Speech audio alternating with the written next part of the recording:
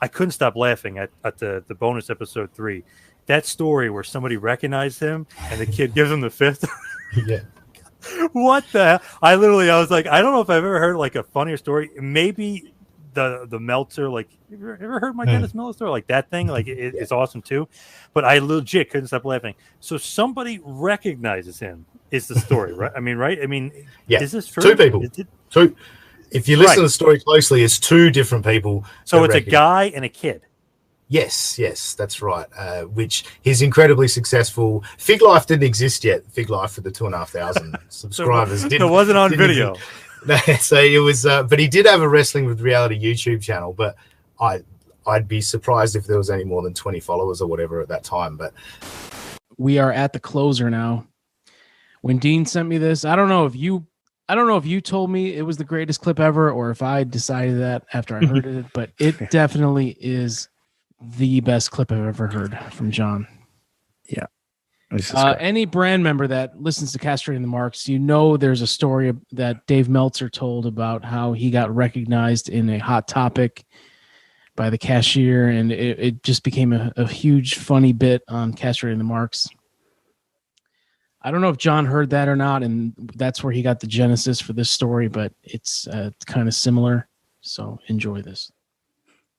So this is from February of 2019. Yeah.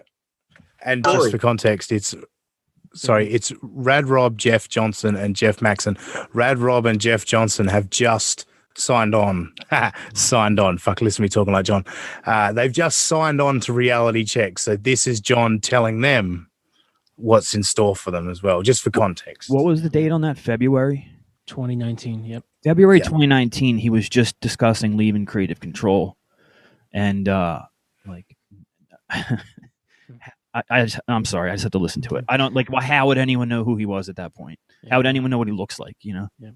Yeah. All the guys. I was in Pennsylvania. Okay, so I was in Philadelphia. I'll tell you a funny story when you don't think that people recognize us from our shows. And this was it was weird because I'm like, what the fuck does anybody want to would recognize me out of the blue? I'm going to take a leak in the bathroom, and I was at my daughter's competition out there in Philly. You know the story, right, Jeff? No, I've never heard this before. You never heard this one? Oh my God, I can't believe it. No, I've never heard. My God. Now, anyone that's heard the Meltzer clip, I got to get this from Jeff Lane somehow. But Meltzer does the same. Well, no. Meltzer does that when he references the Dennis Miller story. Miller, isn't it? Yeah. Oh, you never heard the Dennis Miller story? Yeah. Oh, wow. Yeah. Oh, I thought I told you this. No, it was weird because I was like, that's surreal. Anybody wanted to talk to me and recognize me like that. So I'm in Philly. I'm at my daughter's competition, and I'm going to take a leak in the bathroom. I go and I come out, and this guy's like waiting out there for me. He's like, "Hey, I know you," and I said, "I don't fucking know you." And I didn't say it like that. That's what I'm thinking. I was like, I said, "Well, I don't know who you are, man." I said, "What's your name?" And he tells me his name, and I was like, I don't know who that is. I'm sorry, I've never met you before. He's like, "No, I know you." He's like, "You're from that wrestling show, the Wrestling with Reality show. I've seen your YouTube stuff." He's like, "Man, it's so cool to meet you." I was like, "Okay." Wow. So people will recognize you guys now. They're going to know about you. I'm promising because. Did you get a handshake? Did you get a handshake or a fist bump? I gave him a fist bump, and I had a little kid actually when I was over. I was at a hockey game for a number 2. I'm going to say I was at a thing, and then for a number 2, I'm going to say, what the hell? Kids love wrestling and stuff. So I was at a hockey game up here, and this little kid yelled out to me. He goes, "Hey, John!" And I didn't think anybody was calling me. I thought they were calling somebody else. He's like, "Hey, Wrestling with Reality," and I turn around, and the little kid looks at me.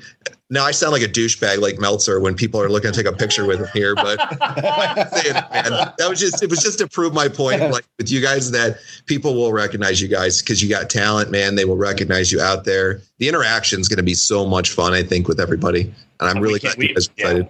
We can't wait, dude. We're chomping. Come on, man! A little kid recognized him. He said that he asked the first kid's name, and he didn't mention the name, but I know it's a Yuvraj Singh was the name. No, I went for an Indian name, guys. Come on, give me something here. No, that's not bad. Yeah, I mean that's a perfect ending. That's crazy. And also, if this was a real story, it really turns out well if one person recognizes you and you're completely standoffish and douchey to that person. Yeah. John, I'm a big fan of Wrestling with Reality. Whatever there, man. Ugh, why wouldn't you? Oh, thank you. Shake hand. let's talk for a couple minutes. That's how you make a good impression on people. Yeah. But obviously, I mean, two made up stories, completely made up. Isn't that embarrassing? Phenomenal.